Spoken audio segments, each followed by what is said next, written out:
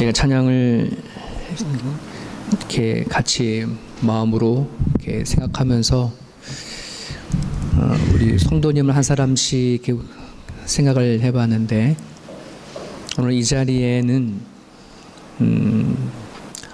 자그마치 우리 교회 암 환자분이 여기 많으셔요. 그럼에도 불구하고 이 자리에 나와서 예배를 드리고, 또 투병 중에 있는 환자 있고, 불치병에 있는 몸을 이끌고 또 이렇게 와서 또 예배 드린 분들도 있고, 어떤 분에게는 그냥 편히 올 수 있는 그런 발걸음이지만, 또 어떤 분들에게는 한 주 한 주의 예배가 참 귀한 예배인 줄을 믿습니다. 하나님께서 그래서 이 자리가, 이 시간이 헛된 시간이 아니고 참 힘들할 때에 하나님 앞에 나와서 예배 드리려고 하는 우리 하나둘 놓고 여러분들을 기도 같이 해주시고, 그 자리를 통해서 하나님 영광 나타날 수 있게 해주시라고 끝까지 기도해 주시기를 바랍니다. 우리 옆 사람과 뒷 사람의 소리가 같이 그런 마음으로 주님 안에 승리합시다, 이렇게 인사 나누시면 좋겠습니다.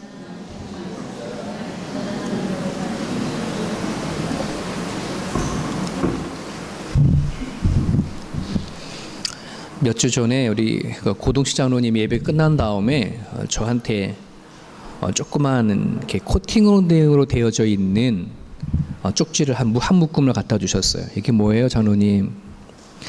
우리 근데 바깥에 이제 모르는 사람이 우리 교회 예배 끝나고 나면 나눠주려고 막 하셨던 거를 이제 본인이 받아서 이렇게 어떤 곳인지 좀 확인 좀 해보고 교회인들에게 전했으면 좋겠다 그래서 장로님 저한테 주셨더라고요.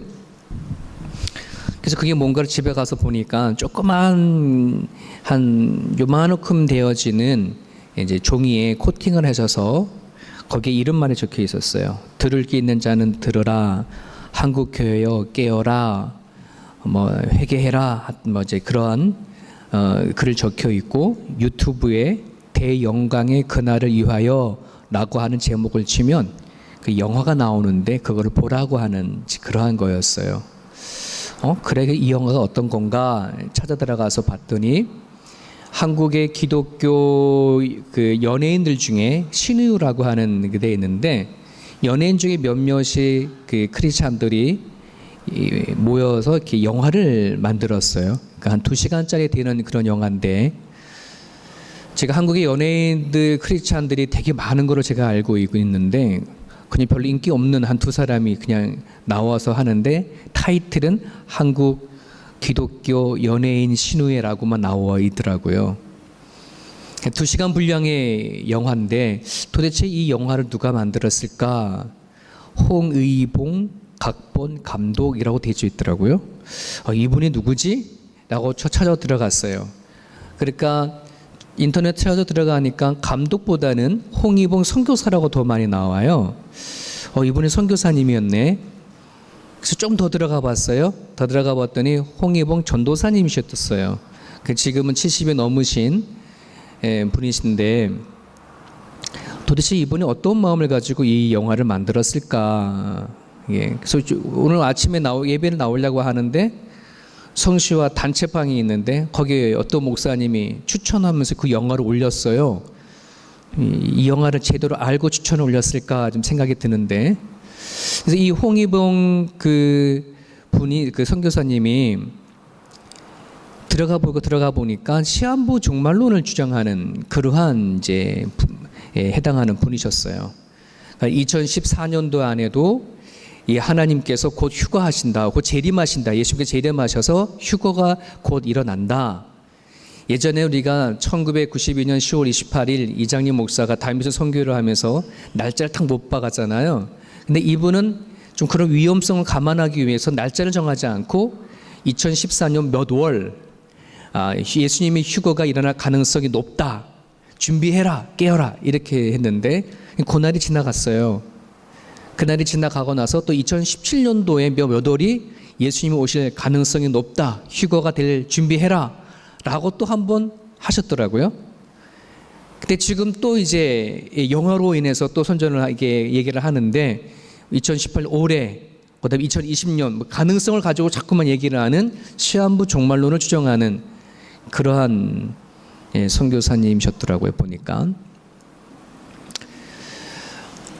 여러분, 우리가 신앙생활을 해 나갈 때에 우리가 1992년도에 그 다미선 선교를 통해서 얼마나 많은 가정이 파탄이 되어졌고 얼마나 많은 한국 교회가 타격을 입었는지 여러분 아셔야 돼요. 그 뒤로 세상 사람들이 교회를 바라볼 때에 되게 이기적인 집단이다. 그리고 세상을 질서와 혼란을 일으키는 그런 집단이라고 그렇게 인식을 하게 되어졌던 계기가 다미선 선교회부터 시작되어졌어요.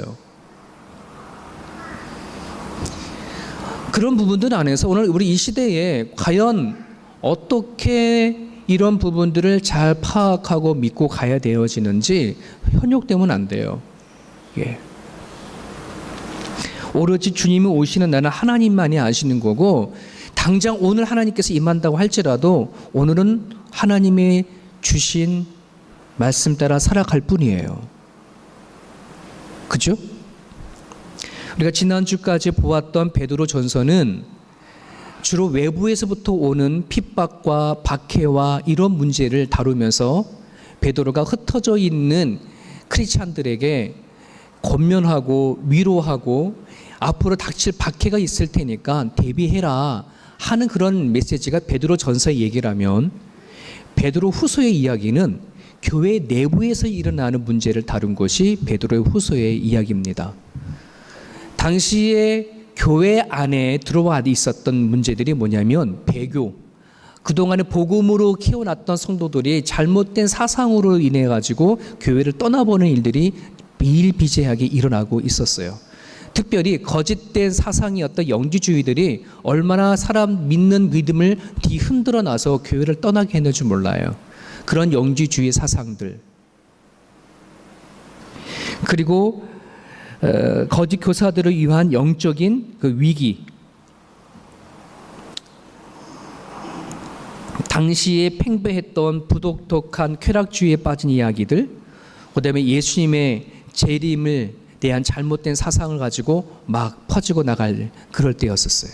그런 것을 좀 베드로가 권면하고 하기 위해서 베드로 후서가 기록이 되어졌습니다. 여러분, 호주라고 하는 이 나라는 이단이 없다고 하잖아요. 사이비를 없다고 하잖아요. 없는 게 아니라 있는데 말을 못하는 거죠.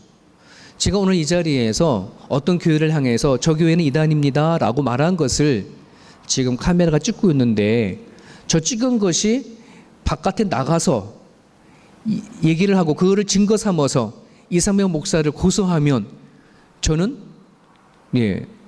범죄자인 거예요. 이 나라에서는 어떤 누구를 이단이라 할 수 없고 사입이라고 할 수 없어요.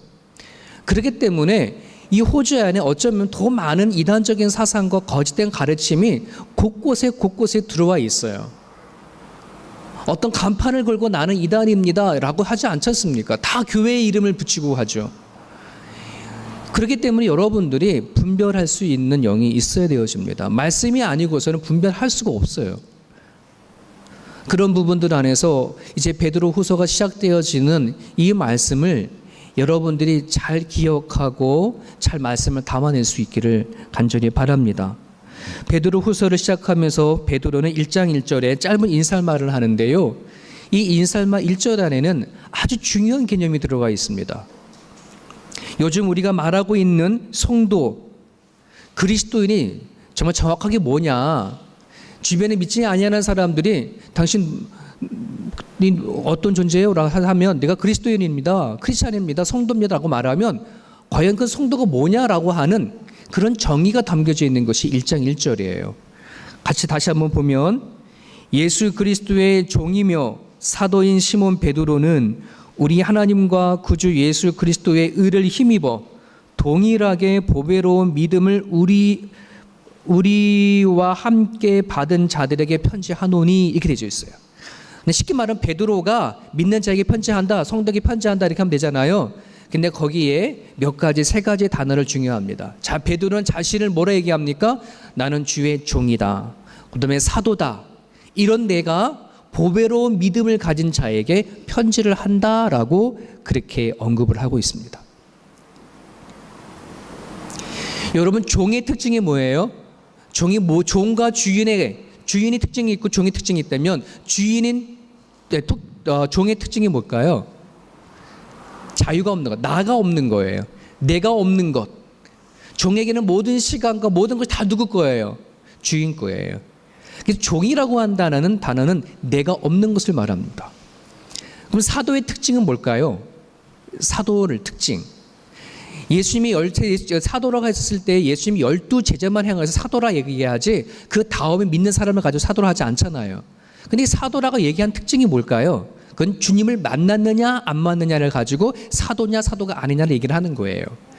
바울이 끊임없이 나는 사도다 얘기했던 이유가 뭐예요? 다메섹 도상에서 만난 그 예수님이 분명히 이 땅에 계셔서 제자들과 함께 먹고 마시고 가르쳤던 그분이야. 그분이 나를 가르쳤고 나를 만나주셔서 다소에서 3년 동안 있는 그 기간 동안에 예수님께서 가르쳐줬어. 나는 그분을 만났어라고 한다는 것을 드러내기 위해서 사도라고 본인이 직접 증거한 거거든요. 그래서 사도의 특징은 주님을 만나는 걸 얘기합니다. 자, 그리고 믿음의 특징이 뭘까요? 근데 믿음은 다 믿음이라 얘기하는 게 아니에요. 이 세대 오늘 다 우리가 다 믿음을 갖고 있잖아요. 근데 여기서는 믿음은 믿음인데 그 앞에 단서가 있습니다. 뭘까요? 보배로운 믿음입니다. 이 보배롭다고 한다는 게 뭘까? 왜 믿음이 믿음인데 보배롭다고 얘기를 할까? 많은 사전을 찾아서 그 사본을 찾아서 보니까는 이 보배롭다고 한다는 말은 다 삶의 변화를 얘기하고 있어요. 삶의 변화. 믿음은 믿음인데 변화되어지는 믿음이냐, 변화가 되지 않는 믿음이냐. 그래서 이 1장 1절을 가지고 과연 성도가 뭘까요? 크리스찬이 뭐냐라고 질문한다면 우리 이렇게 말할 수 있어요. 나는 없고 내 안에 예수 그리스도가 계시고 예수 그리스도로 인하여서 내 삶이 변화된 자. 고백되어지시면 아멘. 동의가 되어주시면 아멘. 누군가가 성도를 얘기하면 내가 성도냐? 라고 생각하면 이 부분을 가지고 생각해 보면 되어져요. 예전에 책을 소개했던 팬이냐 제자냐라고 하는 책을 보게 되어지면 많은 사람들은 예수님을 좋아서 따라다니는 그런 팬이 있어요.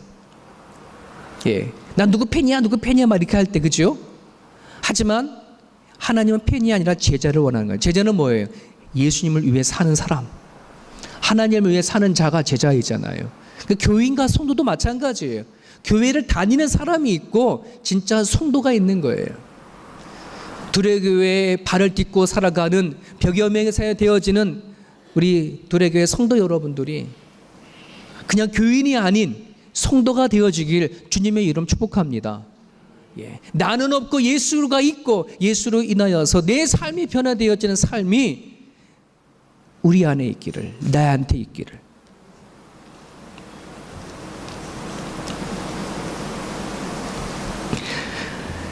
그런 부분들 안에서 사랑 여러분, 성도로 살겠다고 결단할 수 있기를 축복합니다.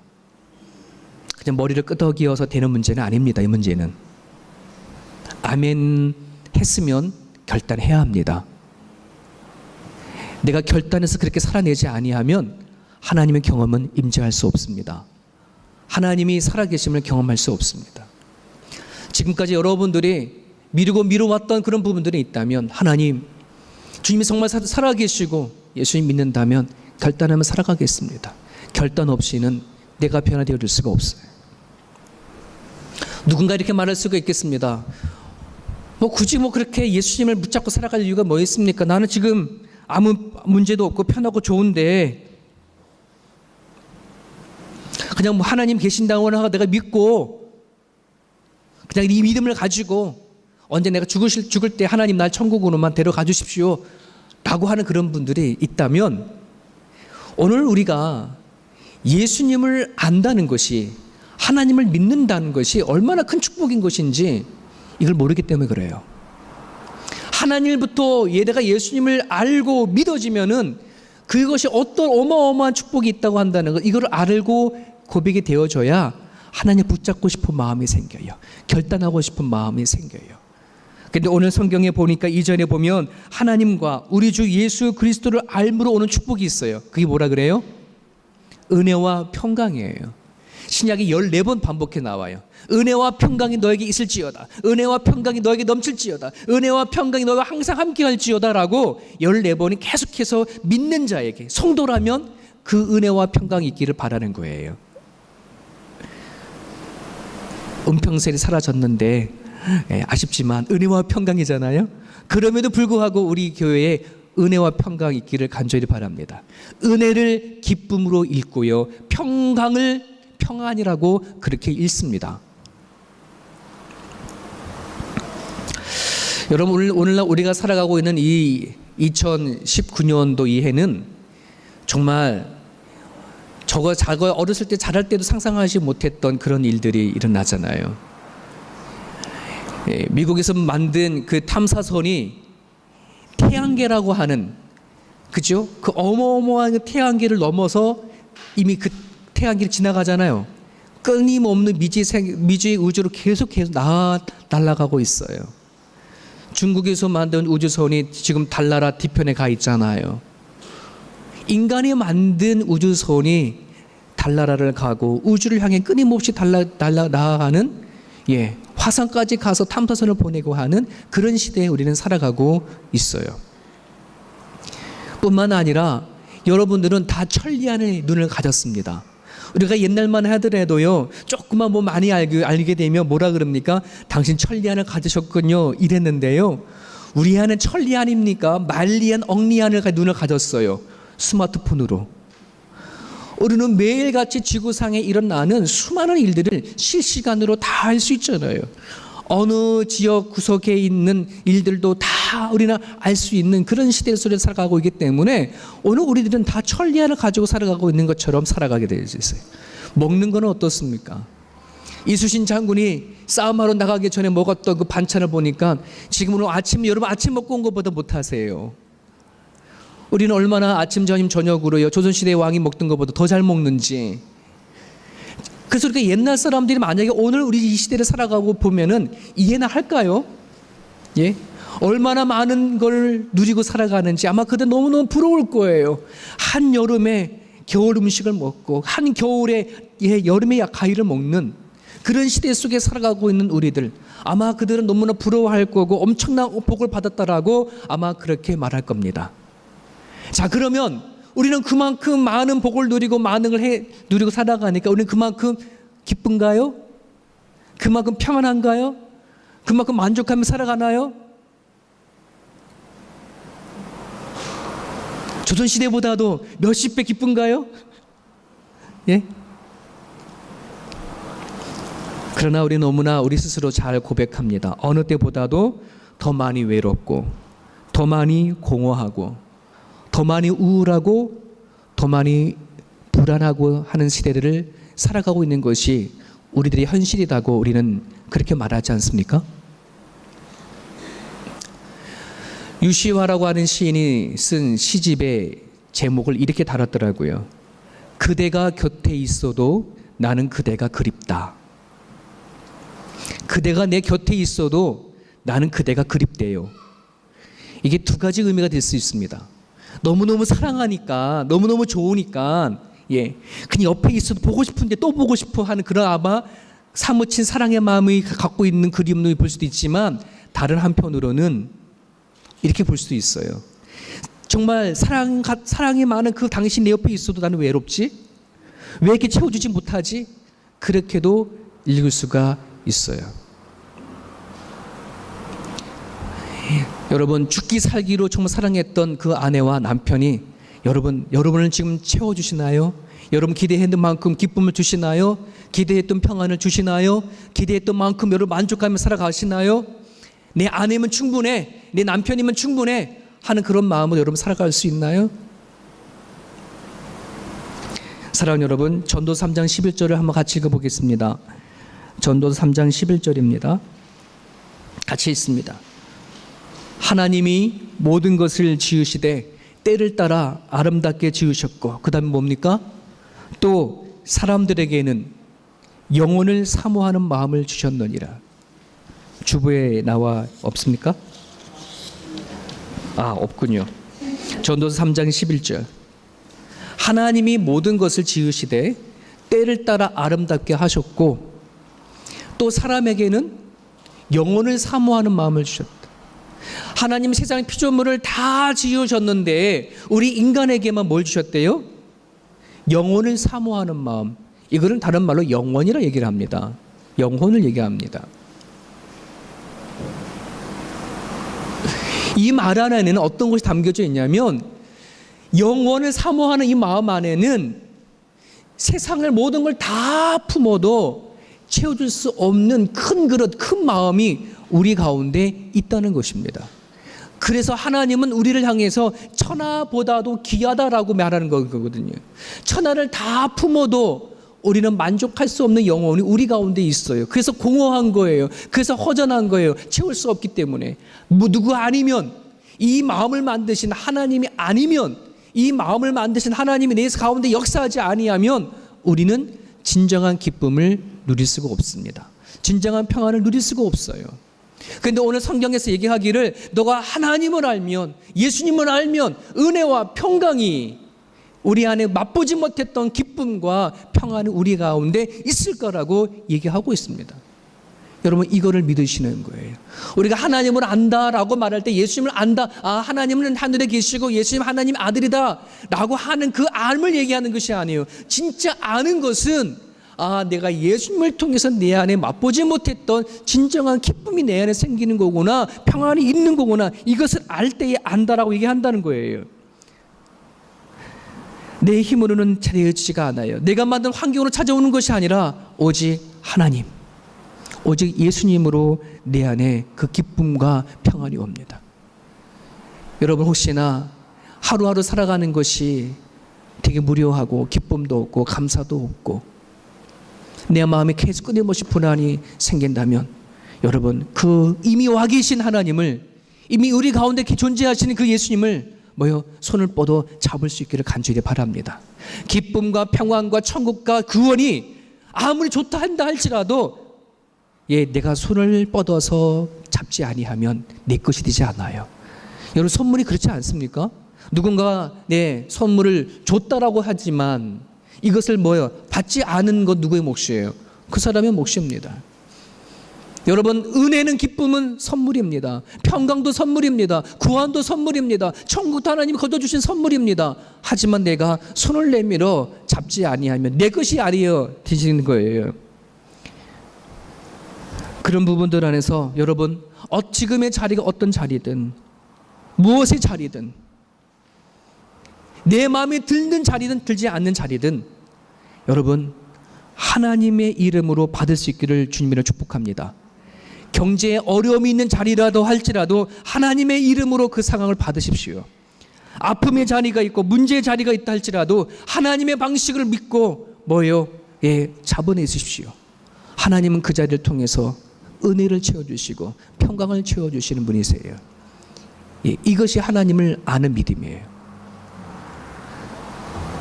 오늘 본문에 보면 예수님을 알므로 오는 축복이 하나가 더 있습니다. 우리 3절입니다. 그의 신기한 능력으로 생명과 경건에 속한 모든 것을 우리에게 주셨으니 이는 자기의 영광과 덕으로서 우리를 부르신 이를 알므로 말미암는다. 자기의 영광과 덕으로서 우리를 부르시니, 예수 그리스도죠. 예수님을 알므로 말미암아 우리에게 만들어진 게 뭐예요? 오는 게 생명과 경건의 모든 것이에요.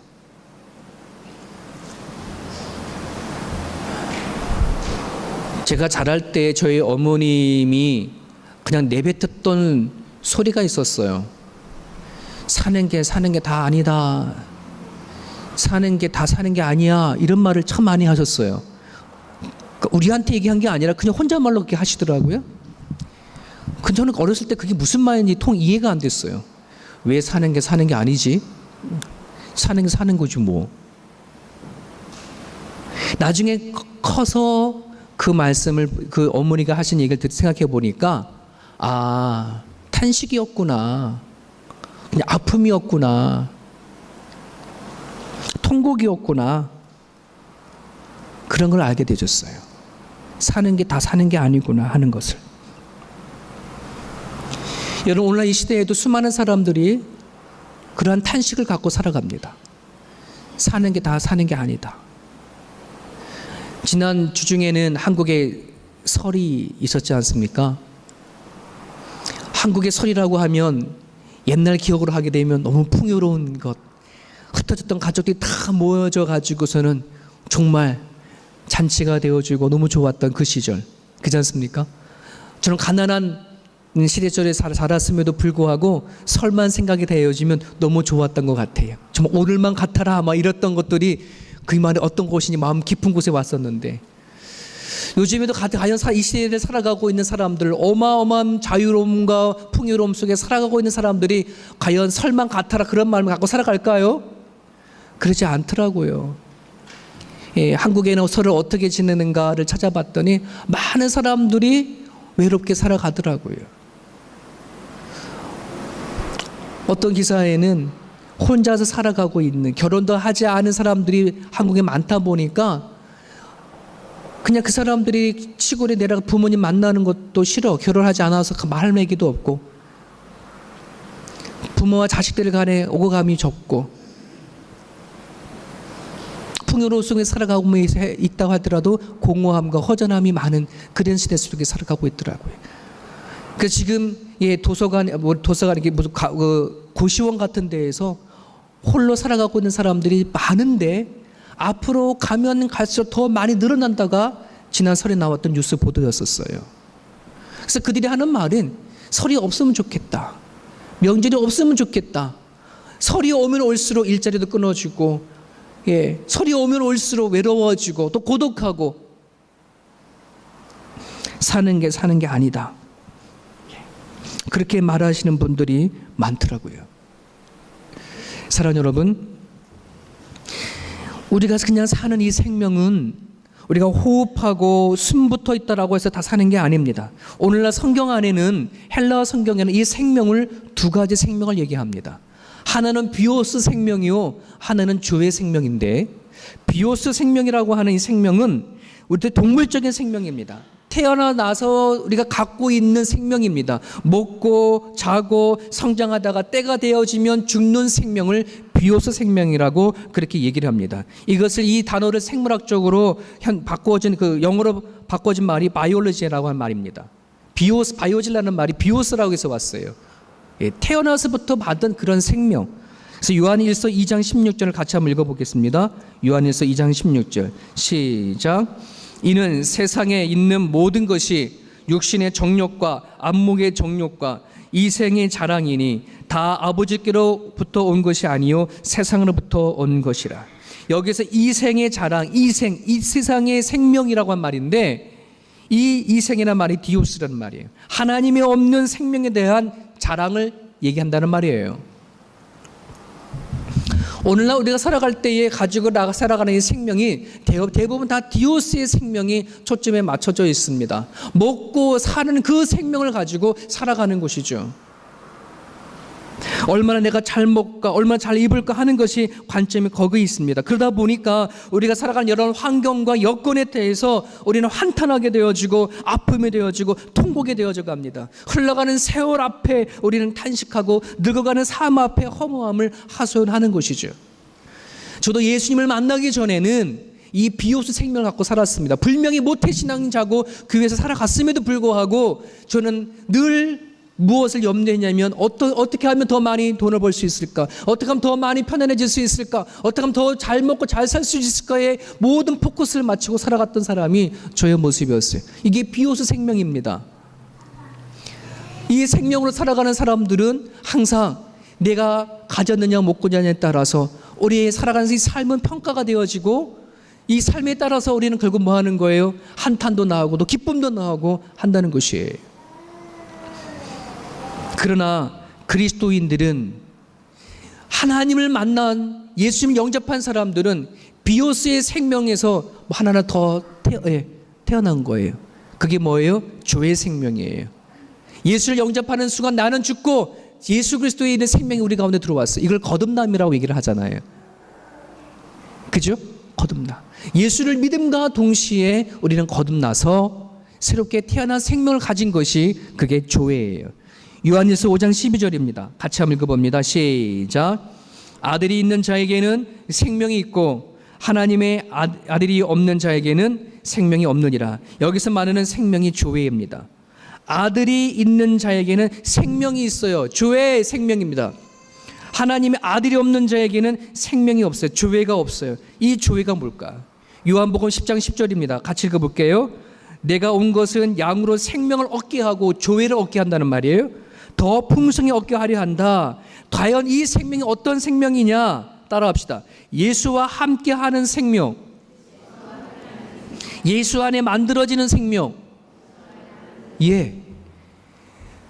우리는 예수를 만나기 전에는 나는 비옷의 생명을 살았어요. 타고났던 생명을 가지고 살았던 존재였어요. 하지만 예수 그리스도가 우리 안에 들어오면서 예수와 함께 사는 생명이 우리 가운데 있는 거예요. 하나님과 함께 사는 삶이 우리 가운데 있어진다는 사실을 여러분 믿으시기를 바랍니다. 우리가 지금까지 살아왔을 때 나는 금수저로 태어나지 않아서 너무나 속이 상하고 왜 나는 흙수저야, 내 부모님은 왜 가진 것 없이 태어났어 라고 우리는 그렇게 생각할지도 모르겠습니다. 우리는 태어났을 때 머리 좋은 사람으로 태어난 사람도 있고 그렇지 못한 사람도 있지 않습니까? 예, 건강한 사람으로 태어난 사람도 있고 건강하지 못한 사람으로 태어난 사람들도 있습니다. 태어날 때부터 재능을 가진 태어난 사람도 있고 재능을 가지지 못한 사람들도 있습니다. 그것에 의해서 우리는 울고 웃고 또 내가 살아가는 이 삶 속에서 허덕이며 살아왔지만 이제는 우리는 그런 것이 없다 할지라도 우리는 우리의 뭐가 있어요? 예수의 생명. 금수저로 안 태어났지만 타고난 재능을 갖고 태어나지는 않았지만 타고난 건강은 우리 안에 없지만 우리 안엔 예수의 생명이 들어와 있어요. 이게 얼마나 가치 있는 것인지 얼마나 축복된 것인지 이거를 깨달아 알아야 내가 예수님을 잡든 하나님을 잡든 하게 되어지는 것입니다. 사랑하는 여러분, 내가 그리스도의 생명을 가지고 내 환경과 상황을 바라볼 때에 그때에서야 사는 게 아니라 사는 게 기쁨이 되어져요. 사는 게 감사가 되어져요. 사는 게 축복이라는 것이 되어지는 것입니다. 행복하거든 불행하든 상관하지 않아요. 좋은 일이든 어려운 일이든 그리스도의 생명으로 그것을 바라볼 수 있다면 그 자리가 감사가 되어져요. 은혜가 되어져요. 기쁨이 되어지고 노래가 되어지고 살아가는 그 삶 자체가 축복인다는 것을 깨닫게 되어질 줄 믿습니다. 이것을 우리가 잘 깨닫지 아니하면 여러분 예수님을 대한 관심이 생겨나지가 않아요. 예수님을 통해서 오는 은혜와 평강, 예수님을 통해서 오는 생명, 이것이 우리 가운데 있어야 주님을 붙잡을 수 있는 힘이 생겨요. 여러분 한번 고백을 해볼까요?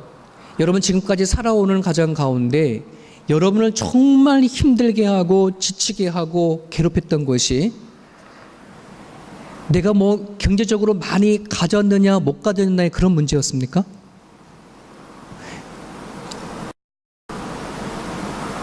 아니면 여러분들이 나는 능력이 난 능력이 있고 없고의 그러한 문제로 여러분들이 많이 힘들고 아팠습니까? 저는 한번 고민해봤어요. 말씀을 묵상하면서 지금까지 나를 정말 아프게 하고 힘들게 하고 나를 정말 행복하게 하지 못하게 만들고 나를 좀 더 풍요롭게 생각하지 못하게 만들고 나를 제일 힘들게 했던 것이 뭘까? 그건 여기였어요. 내 마음이었어요. 다른 어떤 사람도 아니고 환경도 아닌 내 마음이었어요. 내 마음이 나를 너무너무 힘들게 하는 거예요. 내 마음이 나를 너무너무 괴롭히게 만드는 거예요. 내 마음이 이미 난 너무나 많이 가졌음에도 불구하고 더 풍요롭지 못하게 하는 것이 내 마음이 있더라고요. 남을 더 용서하지 못하고 사랑하지 못하고 남을 더 이해하지 못하고 내 마음속에 일어나는 이 분노를 감당하지 못하게 하는 내 이 마음에 나를 너무나 힘들게 하더라는 거예요. 여러분 동의하시나요? 아니 제 일을 저보다 더 많은 사신 분들도 계시는데 50년 동안 살아온 거를 제가 보니까 나를 정말 행복하지도 못하게 만들고 나를 내 스스로 막 집어넣었던 것이 다른 어떤 것도 아니라 내 마음이었더라고요. 근데 오늘 하나님이 이게 하시는 거예요. 내가 너의 마음 가운데 들어가서 내가 네 마음을 다스려 줄게. 내가 네 마음 가운데 들어가서 내가 함께 해줄게라고 한다는 거예요. 나는 그 하나님이 몰랐어요. 하나님이 나에게 오셔서 나한테 좋은 일만 해주기를 바라셨고 축복된 일만 주길 바랬지, 내 마음에 들어와서 내 마음을 만져주시고 극복하게 해주신다는 하나님을 예전에 미처 몰랐어요. 나를 괴롭히고 나를 무너뜨리는 것이 내 마음이었더라는 것이지. 근데 예수님께서 하시겠다는 거예요. 다스려 주시겠다는 거예요. 잠언서에 보면 마음을 다스릴 수 있는 사람이 성을 빼앗는 용사보다 더 낫다. 여러분, 찬양 중에 이런 찬양 가사가 있어요. 강한 용사 여호와라고 하는 찬양이 있어요. 나는 못 따라요. 내 마음을 내가 다스릴 수가 없어요. 예수님의 영이 우리 가운데 오셔서 내 마음을 다스려 주겠다, 이기게 해주겠다. 그래서 그 예수가 뭐예요? 강한 용사 여호와라고 한다는 거예요. 마태복음 15장 19절에서 20절에 보면 마음에서 나오는 것은 악한 생각뿐이에요. 내 마음에서 나오는 살인과 간음과 음란과 도둑질과 거짓 증거와 해방, 이런 것이 나를 너무너무 더럽히게 만들고 행복하지 못하게 만들고 기뻐하지 못하게 만들고 가진 것도 있어도 불구하고 너무 많은 걸 가졌음에도 불구하고 행복하지 못하게 하는 것이 내 마음에서 나오는 거라는 말이죠. 근데 오늘 하나님께서, 베드로가 예수님을 아는 사람은, 하나님을 아는 사람은 내 안에서 예수님께서 내 마음을 만져주시는 것. 그래서 우리가 하루하루 살아갈 때에 내 마음으로 살아가는 것이 아니라 하나님의 성품에 참여하는 삶을 살아가는 것이, 그게 축복이다라고 오늘 베드로는 얘기를 하고 있는 것이에요. 그 마음이 우리 가운데 있어야 생명과 함께 더불어 오는 것이, 경건한 모든 것이 다른 게 아니에요. 경건을 내가 만들어갈 수 있는 게 아니라 내 마음에 하나님의 성품을 갖고 살아가면 나머지는 다 경건한 삶이 되어져요. 말씀을 정리합니다. 예수님은 부활하셔서 하늘에만 계시는 게 아니라 성령과 함께 우리의 마음에 계십니다. 그 예수님께서 이 땅에 오셔서 어떤 길을 가셨고 어떤 마음을 가지셨고 어떤 마음으로 사람을 만나고 살아가셨는지를 우리는 너무나 잘 알고 배웠습니다. 근데 그것을 아는 것에 머물러 있으면 안 됩니다. 그 예수님의 마음이, 하나님의 마음이 나의 마음이 되어야 돼요. 그 마음을 알고 살아가는 사람들이 하나님의 성품에 참여하는 그런 축복을 받은 사람들입니다. 하나님께서 우리에게 큰 약속을 하셨어요. 어떤 사랑이냐? 어떤 약속이냐? 너가 예수를 나한테 영접하는 순간, 지금부터 영원까지 내가 너와 함께 살게. 이게 우리에게 주신 가장 큰 약속인 것을 믿으시고, 지금 여러분의 삶이 힘이 들고 어렵고 신세에 한탄할 수 있는 상황이 되어질 줄 모르겠지만, 여러분들이 예수님의 마음을 품으셔서 지금의 삶이 어떠할지라도 그 삶에 감사가 되고 기쁨이 되고 소망이 되어지기를 주님의 이름 축복합니다. 기도하겠습니다.